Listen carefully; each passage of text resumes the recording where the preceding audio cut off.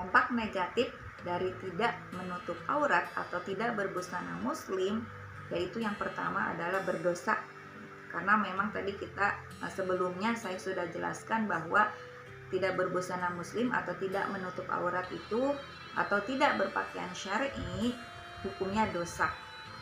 Kalau setiap hari keluar rumah, maka muslimah itu berdosa tiap hari. Berarti dia menumpuk-numpuk dosa. Kalau dosanya banyak, sudah tentu tahu konsekuensinya apa, yaitu masuk neraka. Tentu kita tidak mau kan masuk neraka.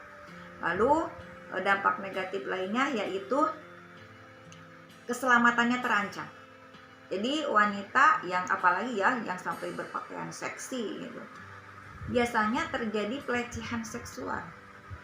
Laki-laki yang melihatnya akan menggodanya. Karena di mata umum, orang yang membuka aurat itu terlihat hina. Seolah-olah dia menawarkan dirinya untuk dilihat auratnya dan seolah-olah menawarkan ya sok silahkan boleh dilihat, silahkan boleh dipegang, sehingga ada ketertarikan wanita laki-laki ya, ketertarikan laki-laki untuk seperti melakukan pelecehan. Kalau kita dapati tidak ada, jarang gitu ya laki-laki yang ingin melakukan pelecehan terhadap wanita yang berpakaian syar'i secara sempurna. Kalau misalnya ada, saya sudah berhijab tapi kok ada pelecehan seksual, mungkin hijabnya kurang syar'i atau masih mengikuti lekuk tubuh gitu, ataupun mungkin tidak sempurna dan lain sebagainya. Nah, dampak negatif lainnya yaitu turun harga diri. Apa bedanya gitu ya seorang pelacur misalnya dengan orang muslimah yang tidak melacur, tapi pakaiannya sama-sama seksi gitu ya, terlihat bagian di atas lututnya, terlihat di bagian dadanya. Sehingga ini justru menjadi pembeda, pakaian muslimah itu menjadi pembeda antara wanita baik-baik dengan wanita yang bukan baik-baik. Nah, kerugian lainnya yaitu perbuatan yang mengumbar aurat ya ataupun tidak berbusana muslim, yaitu disukai setan.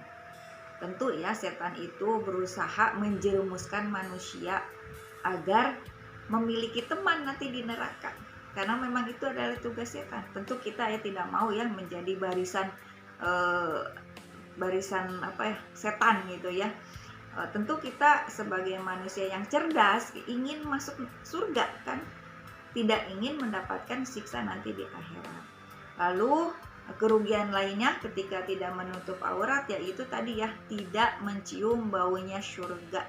Karena di dalam suatu hadis, wanita yang berpakaian tapi telanjang dia tidak akan mencium baunya surga.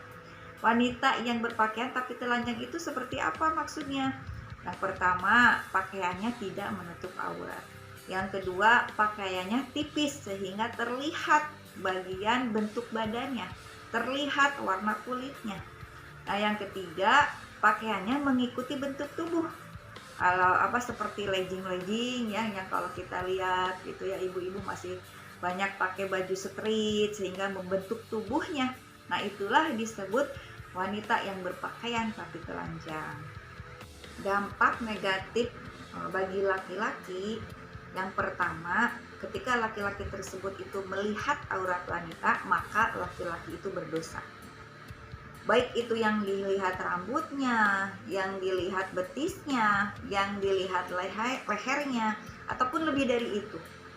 Bayangkan, berarti kalau dia tiap hari keluar rumah, tiap hari dia melihat wanita yang tidak menutup aurat, berarti tiap hari dia mengumpulkan dosa.